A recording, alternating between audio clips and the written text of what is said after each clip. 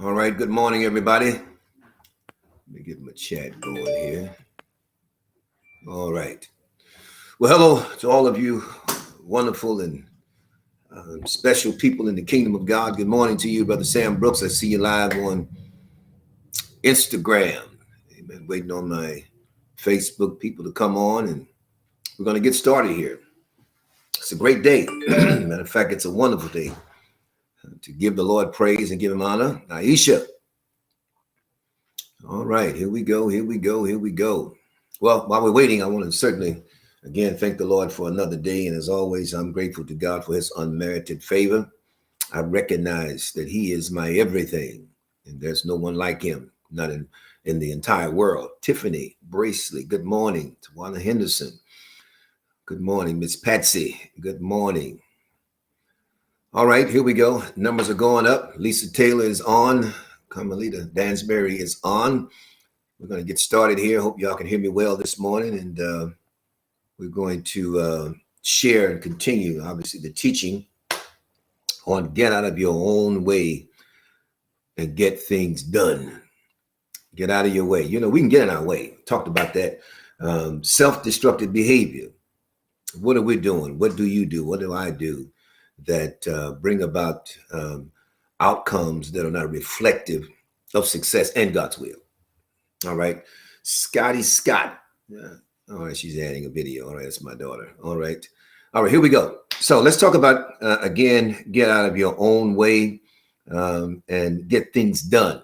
It's time to get some things done. As a matter of fact, I gave you ways to get out of your own way Wednesday, brother. Yeah, Wednesday. And we'll just very quickly give you the first three. That is, just do it. Michael Jordan said, just do it. Number two, remember your why. Why are you doing this? I was thinking this morning, why? You know, why do I do what I do, particularly in the social media platform, whether it's Instagram, whether it's Twitter, whether it's YouTube, whatever the case may be. My motive, number one, is to expand God's kingdom.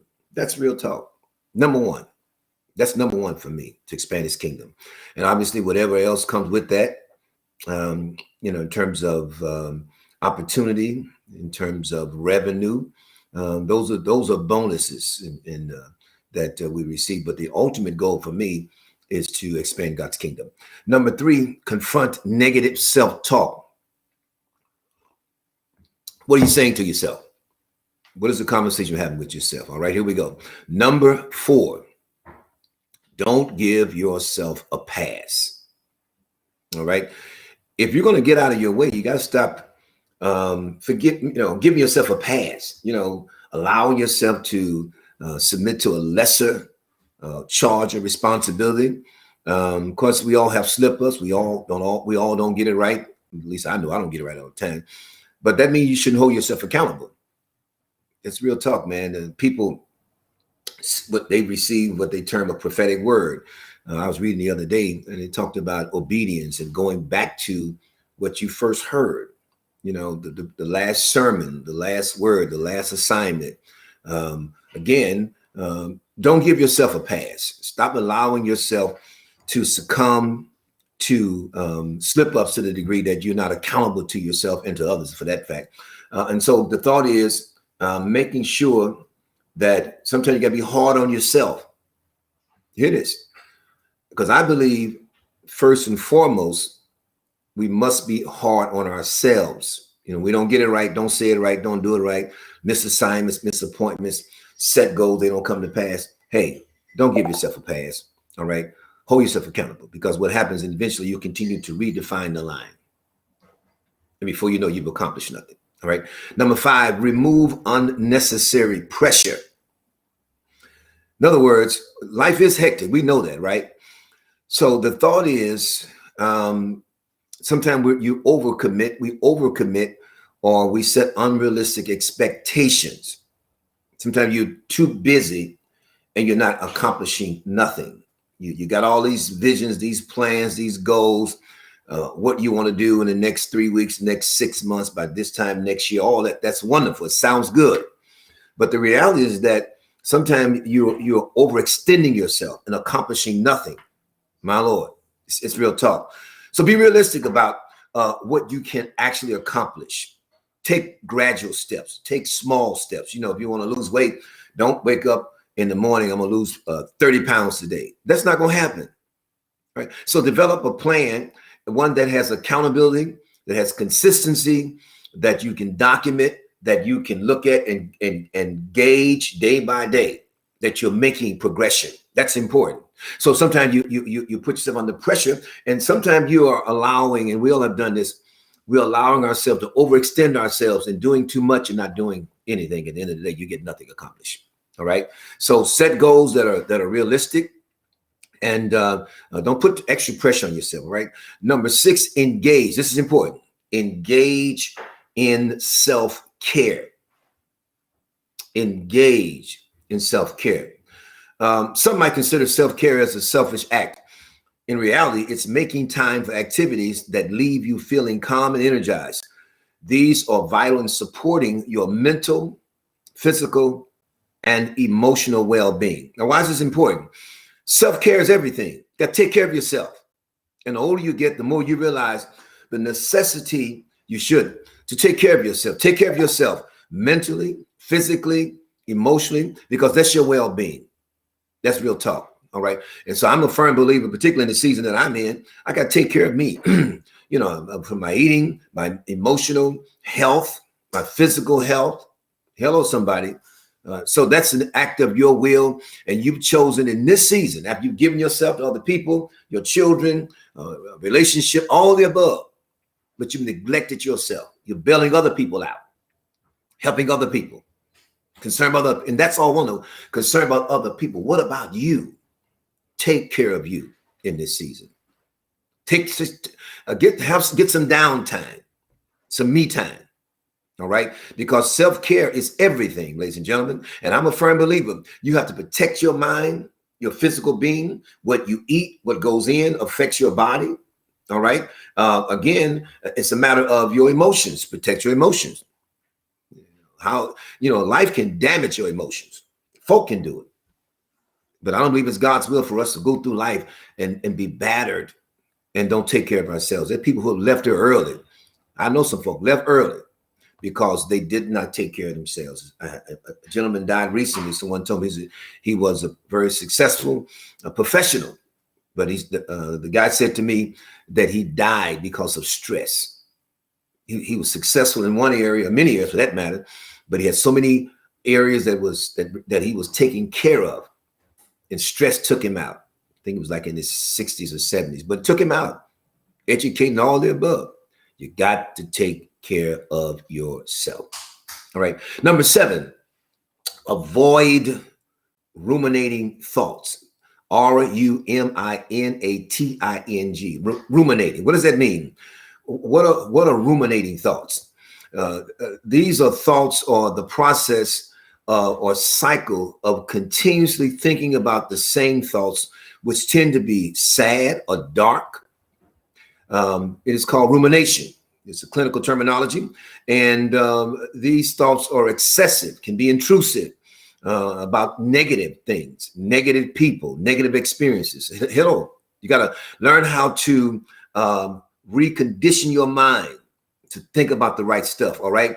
Thoughts that are in this instance, a habit of rumination can be dangerous to your mental health, as it can prolong or intensify depression, as well as impair your ability to think and process emotions. Now, this might be, somewhat technical and clinical for some, but these are reality. This is reality. All right.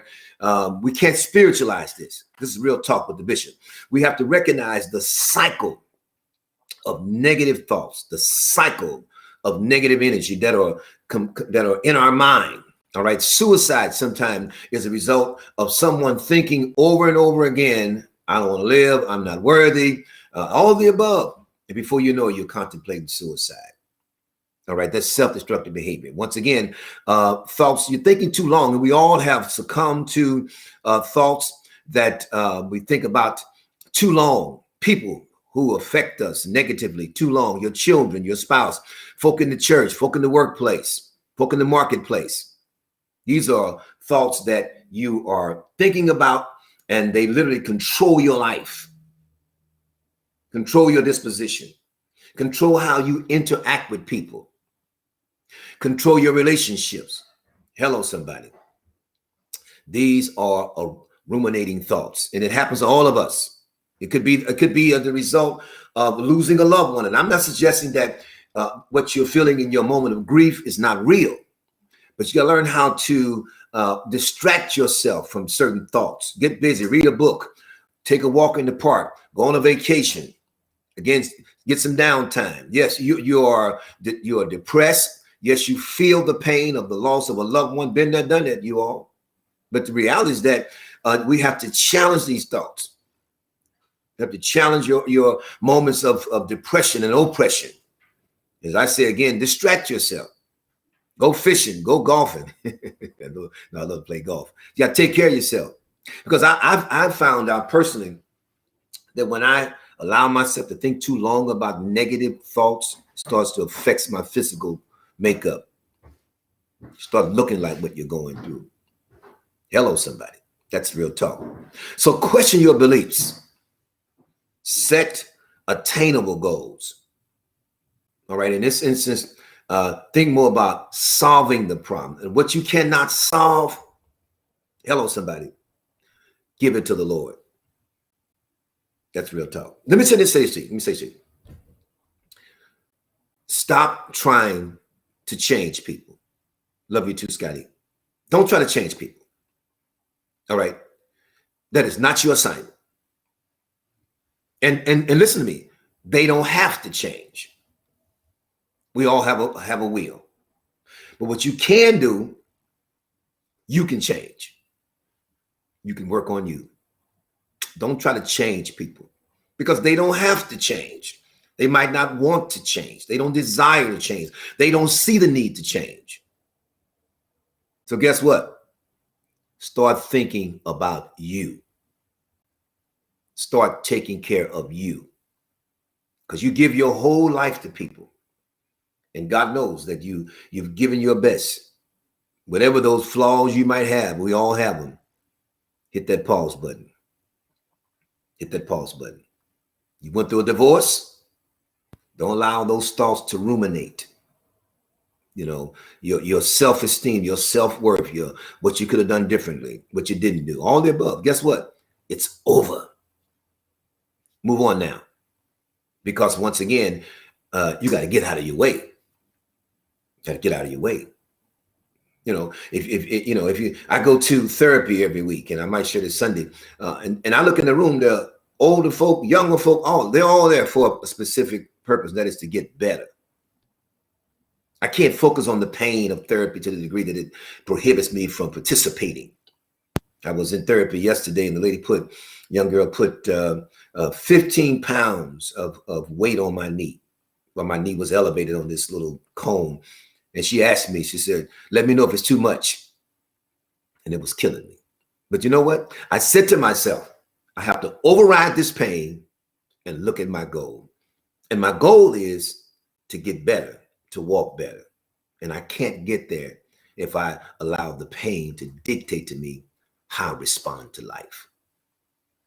You got to get your mind right. Those cycles of thoughts that continue to show up in your sleep, in your car, you're thinking about failure, you're thinking about rejection, you're thinking about denial.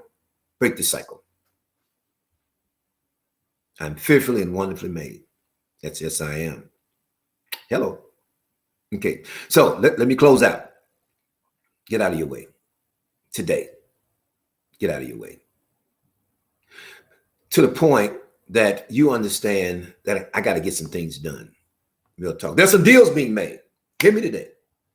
There are deals that are being made for success.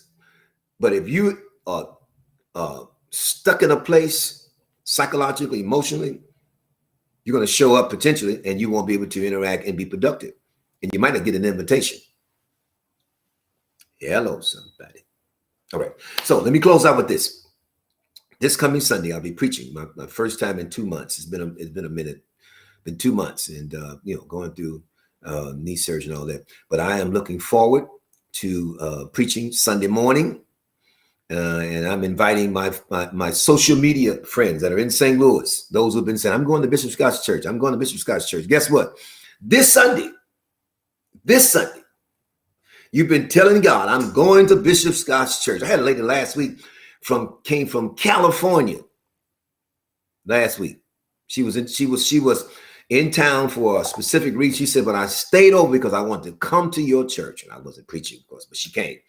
So tell you this week, listen, this week I am going to Bishop Scott's church this Sunday. Bishop Scott is my Facebook pastor. Some of y'all say.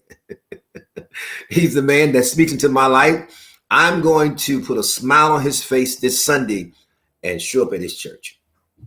And I guarantee you get a word from the Lord. I guarantee you that, or money back. So let's y'all show up. Let me know you're there. Wave, holler at me something. Service starts at 9 o'clock, and it's going to be off the chain. As my daughter would say, it's going to be off the chain. So you want to be there. It's going to be life-changing. Again, Sunday morning at 9 o'clock. If you're not going to be in the house, see me live here on Facebook and YouTube. But we're going to be preaching to the glory of God. All right. Thank you for your support. And by all means, be safe, be careful, and get out of your own way. Let's make something happen. Let's go do it. Let's get it done. As we say, just do it. Thank you. God bless you.